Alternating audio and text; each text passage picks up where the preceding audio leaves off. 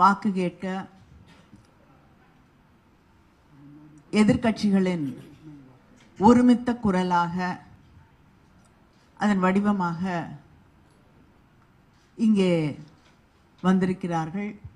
நம்முடைய முதலமைச்சர் அவர்களுடைய ஆதரவு பெற்றிருக்கக்கூடிய, வாழ்த்துக்களை பெற்றிருக்கக்கூடிய வேட்பாளர், அதே நேரத்திலே அவரை வரவேற்று இங்கே இருக்கக்கூடிய நாடாளுமன்ற உறுப்பினர்களுக்கும் பல்வேறு கூட்டணியில் இருக்கக்கூடிய தலைவர்களுக்கும் அவரை அறிமுகம் செய்து நம்முடைய முதலமைச்சர் அவர்கள் இன்று அவருக்காக வாக்கு கேட்டிருக்கிறார்கள்.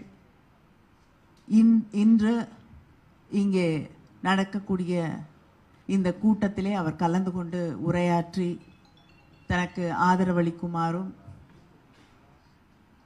நாட்டின் இறையாண்மையை, நம்முடைய அரசியல் அமைப்பை பாதுகாக்க வேண்டியதன் முக்கியத்துவத்தையும் எடுத்து உரைத்திருக்கிறார்கள். இப்பொழுது உங்களை எல்லாம், செய்தியாளர்களை, ஊடகத்துறை நண்பர்களை சந்திக்க அவர் வந்திருக்கிறார். அடுத்து உங்களோடு அவர் உரையாற்றுவார்.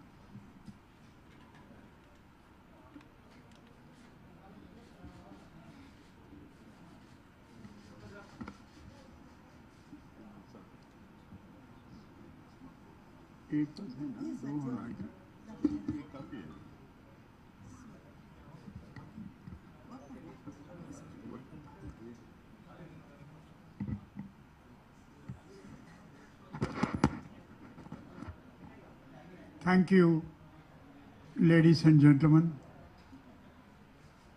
and the distinguished members of the Fourth Estate. Apart from three instrumentalities of the state, you constitute the fourth pillar in the democratic structure. And I am happy to see all of you together.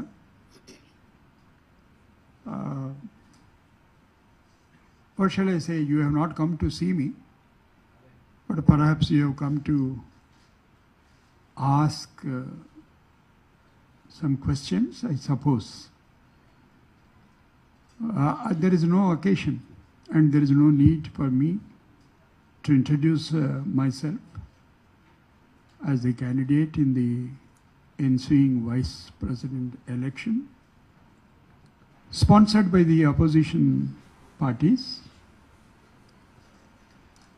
And before you ask me the question, I would reveal as to why I have accepted this offer, since I do not belong to any political party. And precisely, I suppose, that is the reason why the opposition political parties have chosen me to be their candidate. And I readily accepted the offer made, and I am grateful to each and every leader of the respective political parties who are for the present in the opposition,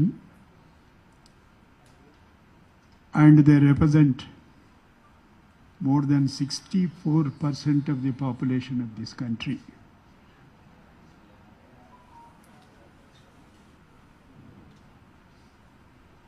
My journey has begun in the year 1971 when I got myself enrolled in the bar, taking the oath under the Constitution of India, declaring my allegiance to the Constitution of India as by law established. Then I became a law officer. The oath was administered again in the name of the Constitution. Then I became a central government standing counsel. Same thing.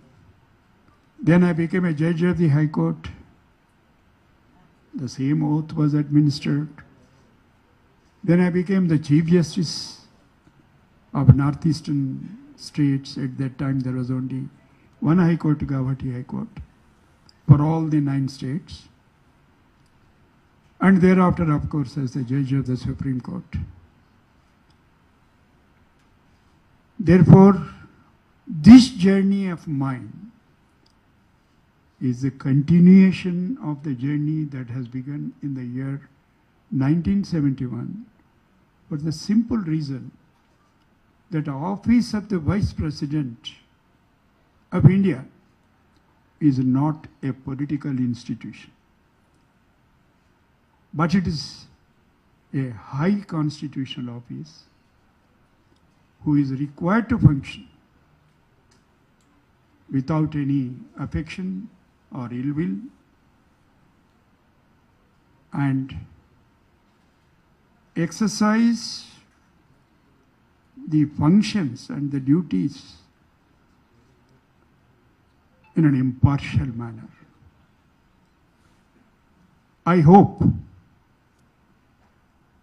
and I give my word to all my friends sitting here and those who are not here, who thought that I would be an appropriate candidate to serve this nation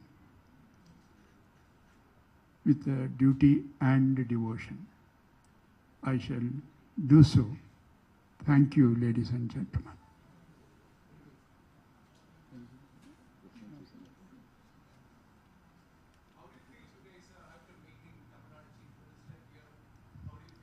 Sir, first, would you mind to introduce yourself? ANI. Sir, I have been speaking with you quite for some time, continuously. Honorable Chief Minister of Tamil Nadu is a distinguished person. And, but for him, I don't think this could have been materialized. He is an outstanding person in public life. I was very happy to meet him and interact with him. Sir, somebody should give you mic. Hi sir, this is Santana Kumar from Puri Telemuri News Organization. Santana Kumar from Puri Telemuri. The camera is on. Okay. Santana Kumar from Puri Telemuri News Organization. Santana Kumar. Yes. You represent whom? Puri Telemuri. From. Yes, sir. What can I do for you? So, how do you see the comments from the Home Minister Amit Shah saying you support? Sir, how many times I would answer this question? Please read today's Hindu. It is a 8-column, if I don't know if anybody representing Hindu here, it is a 8-column news. And there is no point in talking about it time and again. I have said what is that is required to be said about it. And there is nothing further to state about it. Somebody says something for the sake of saying, and I don't keep on responding to that, it would not be appropriate on my part to continuously talk about a matter which is totally irrelevant for our present purpose. Thank you. Sir, this is Pramod Madhav from India Today. You as Pramod ji, India Today. Sir, you What as narrative you are setting today? I'm just going to ask a question from the commoners. Why not, sir? So, you as a candidate for the opposition parties and CP Radhakrishnan as a candidate for NDA, what is the difference? What do you mean? He is Radhakrishnan ji, coming from Tamil Nadu. I come from your neighboring state. Neither of us chosen to born at a particular place. Radhakrishnan ji is born in state of Tamil Nadu. I am born in state of Telangana. What do you think he is going to uphold and what are you going to uphold?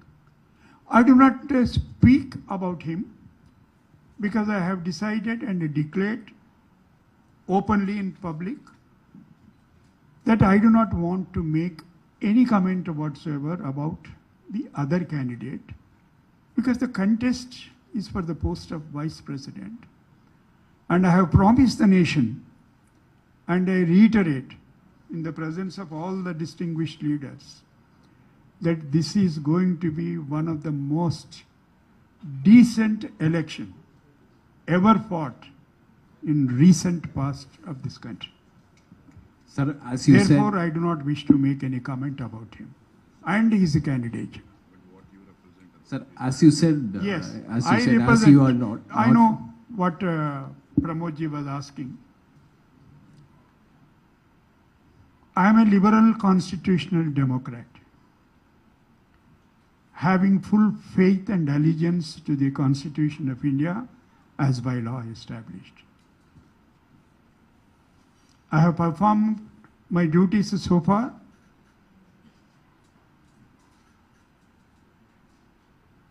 Having allegiance to the Constitution, I shall continue to this. as you said, you are not politically on the, but you belong to Andhra Pradesh. Any possibility? I don't of, belong to Andhra Pradesh. Once I belong to Andhra Pradesh, now I belong to state of Telangana. Oh, still, if you wish to meet Chandrababu Naidu, ji, any possibility, sir? As he belongs to NDA alliance also, any possibility? What of does it meeting? matter? Alliances, I mean, political parties are not members of the electoral college. She is a member of the electoral college. It is the members of the parliament who are required to elect their vice president. And I do not have any particular quarrel with Sri Chandrababu Naidu, whom I know for the last more than 40 years. What is the question? Would you ask Mr. Chandrababu Naidu? Through you, I appeal to everyone to consider my candidature on its own merits. That's it. As simple as that. Hi, sir. Anybody else? Sir, here. Not repeating the question, ma'am. No, not repeating. So this is Dharni from Times Now. So you've made it amply. Times Now. Yeah. So you've made it Why you were smiling? Please tell me. because you smiled, sir. Yeah, I smiled and you have understood the load of my smile. Yeah, thank you. Thank you, ma'am. Sir, you made it amply clear that you don't want to talk about your opponent, Mr. C.P. Radhakrishnan. Yeah, I won't. So this is not specifically about him. This question is not specifically about Mr. Radhakrishnan. But now, while talking to the media, before starting to address the reporters, you told that the office of the vice president is not a political office. It is a high constitutional office. I believe it to be so. Yeah, you made the statement. So how do you see people with strong political ideologies? Because Mr. Radhakrishnan, I mean, this is not specifically about him, but in this case, he proclaims to be a proud RSS man. And how do you see people with strong political ideologies getting named as candidates for VP posts? I have never said that he is a RSS man. No, I mean, not you, sir. They are saying that he is a quintessential RSS Yeah. man belonging to a particular ideology, and I do not subscribe to that ideology. Yeah. That's why I made that statement. I'm a liberal constitutional democrat. Sir, See, I have just, sometimes memory doesn't serve as well. I was about to mention the name of Sarvepalli Radhakrishnan, hailing from this very state, a philosopher, a distinguished educationist, held that office, high office. And you know the difference. My peer, Chief Justice Hidayatullah, held that office. Zakir Hussain, prominent educationist, held that office. And another distinguished person from your state, Bharat Ratna. You are nodding your head. What is the name? Abdul Kalam. Abdul Kalam. These are all the distinguished persons who did not come from any political parties. Merely because a candidate is sponsored by the political parties. No, because the political parties consist of MPs, members of parliament. That candidate doesn't become political in the sense political party. Not that I am a non-political person. If I have read the Constitution, interpreting this document for over a period of 50 years, how can I say that I am a non-political person? I don't belong to any political party. That's all. Thank you. Sir, your opponent has belonged to a political party. He's worked for a political party for a long time. So how do you see him getting named as a candidate? No comment about that, please, about the candidate. I do not want to. Hello. Thank you very much. Sir, hello sir. My All name of is you very Siri. Good evening. I would like to introduce myself as Siri from ABN Andhra Jyoti channel. ఏం కావాలమ్మా? Sir, I am from Telangana as well. ఓ ఇంకేముంది మరి ఇక నేను చెప్పేది ఏముంది, నా సంగతి అంతా మీకు తెలిసే ఉంటుంది కదా. So India bloc highlighting this election as ideological differences. What values or issues do you think are at stake this election, sir? All the values that are enshrined in the Constitution of India, because ours is a multi-religious, multicultural, multilingual nation. More than anything, I consider the idea of a fraternity perhaps is slowly coming under an attack.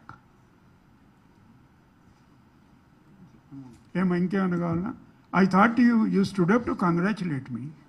Congratulations, sir, in advance. Sir, this is Wishing you all the Neil best. from New Indian Express. అయిపోయింది కదా sir, ఇంక మళ్ళీ ఏంటి sir new Indian express. Last question.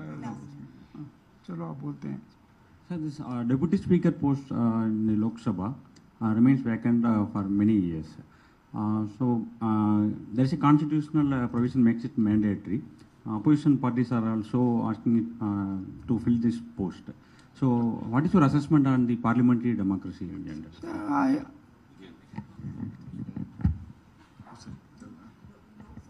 So, see, that is for the government to fill up that post.